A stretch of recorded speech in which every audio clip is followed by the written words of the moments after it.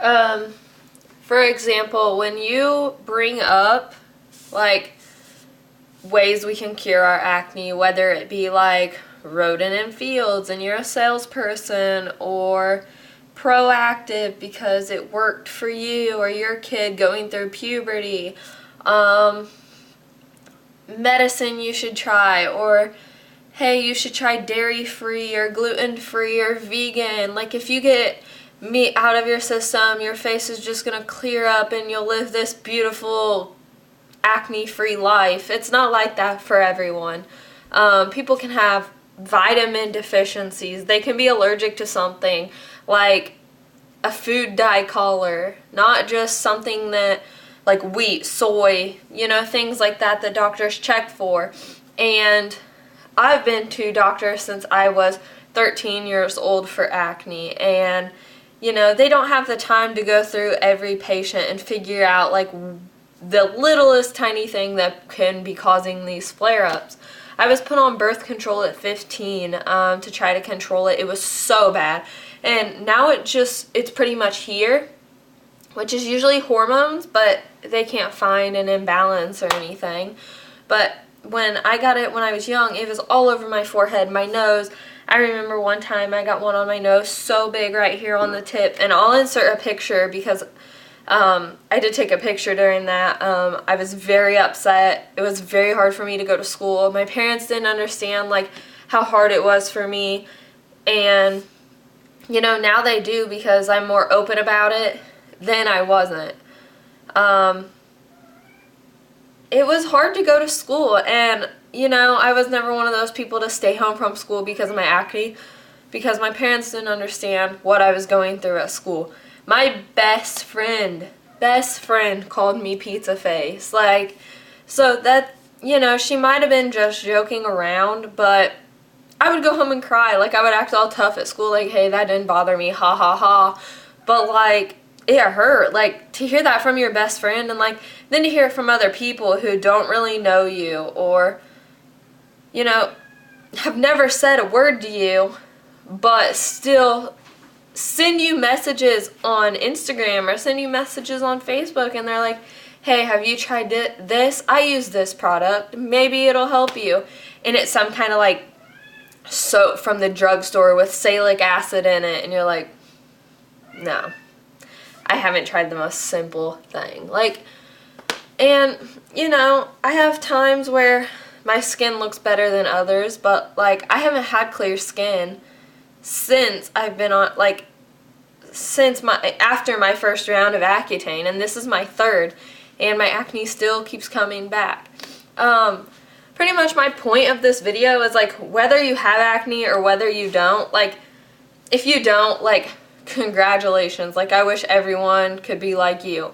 But, like, don't sit there with your friends with acne and be like, oh my gosh, I have this one pimple, like, I'm so self-conscious, like, oh my gosh. Like, because I knew people who were like that, and my face was, like, covered. Like, literally almost every inch of my face had one pimple in it. And, that's really frustrating when you're sitting there and you're just like, oh, yeah, like, I would kill to have one pimple, or, like, oh, I don't know, just watch what you say. For example, I'm 22, and I have a serving job. And while I'm at work, this lady came up to me and she's like, hi, can I talk to you about something? And I was like, yeah, of course, I didn't know it was going to be about my acne, but of course it was, because that's the only that's the only thing people notice about me. Like, they don't notice how nice my service was, or, she gave me a $2 tip, like, and now you're going to tell me that you have a product that'll clear my face.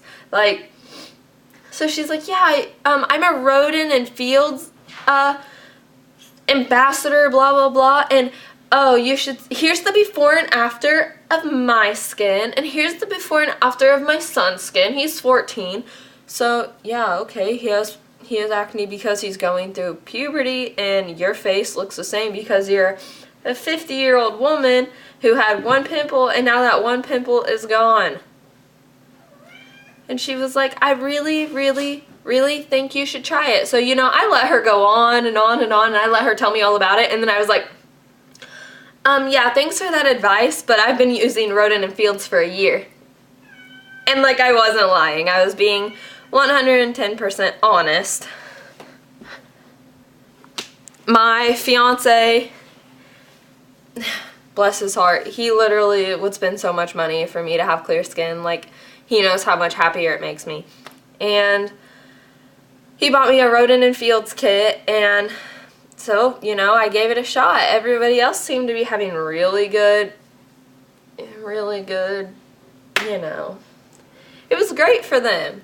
And so I tried it, and I was like, okay, I'm going to try to stick with a routine for more than 6 months and see what happens. So I stuck with Roden & Fields for about 1 year and 4 months, and then I decided it's not working for me, it's not going to work for me.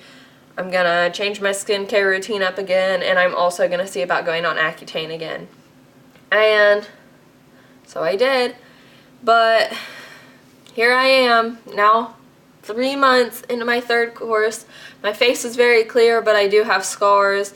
If you have any recommendations for hyperpigmentation, please let me know, because all I found is like vitamin C and then lasers and sometimes rosehip oil, but I don't have the money to go out and spend like hundreds and thousands of dollars to clear up my scars.